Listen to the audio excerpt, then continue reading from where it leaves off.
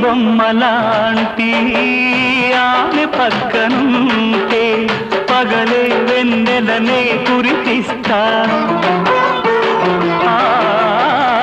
నీడలాగా నాతో ఏడడుగులు సాగితే ఇలలో స్వర్గంనే సృష్టిస్తా రసరమ్యం ఆ రాగ విలాసం రసరమ్యం ఆ రాగ విలాసం వసివాడదు అది ఆ జన్మాంతం అందమైన నా ఊహల మేడకు ఆవిడమణి దీపం అంది అందని నాశలకు ఆమె ప్రతిరూపం ఆ తలపే